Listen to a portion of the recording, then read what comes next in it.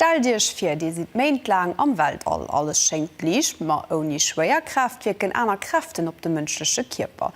Fi Astronauten ass et eng grose Herausforderung fir hir mental a physisch Gesundheet. Muskelen a Schankebauen nemch viel miséier of.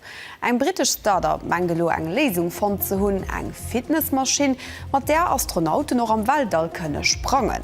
Dat klingt eichter wie Science Fiction, den Apparat soll awer Astronauten hëllefen op lange Missionen fit ze bleiwen, an dat oni die gros Fitnessgeräter die haut nach op Raumstationune benutzt ginn. De Philipp Dondlinger huet ze Staat méi geneo geguckt.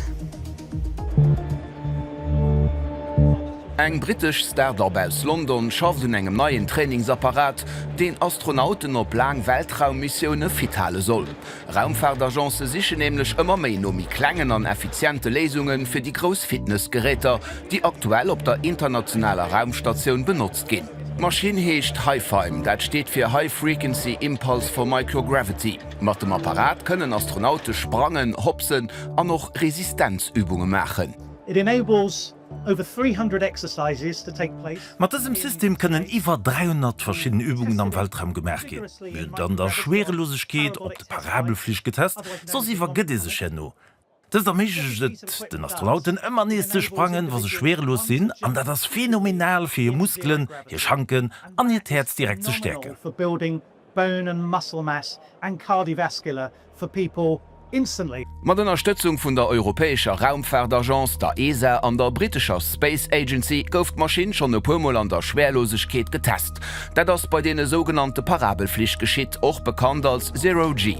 Dabei fliegt der Flieger eng Serie vorbei, die ihn dann für kurze Zeit schwerelos mischt. Wir müssen zu froh klären, ob ihn an der Schwerelosigkeit immer sprangen kann und ob Kräfte, die dabei entstehen, nicht auf den Flieger überdrohen gehen. Aber die Fragen haben wir mit Ja beantworten können. Bei den Tester huet den Apparat gewiesen, dass Sprangen am Weltall, wann en neicht weit, méiglech ass. Während demst Lage op Struktur deitlich reduziert gëtt. No de Plan vun der Firma kennt das System an Zukunft net nëmme fir Astronauten am All agesat gin, mé och fir Rehabilitationun op der Erd. The treadmill on board the International Space Station. Die Laufband op der ISS, wo sie dort laufen, das braucht 900 Kilo Gewicht für zu kompensieren, verstoppt innen drinnen. Das Maschine braucht das nicht. Sie equilibriert sich selber. This nullifies its own forces. Aktuell trainieren Astronauten op der internationaler Raumstation rund 2 Stunden den Tag, weil wann neicht mi weit, Muskelen, Schanken an de Kreislauf geschwächt gin.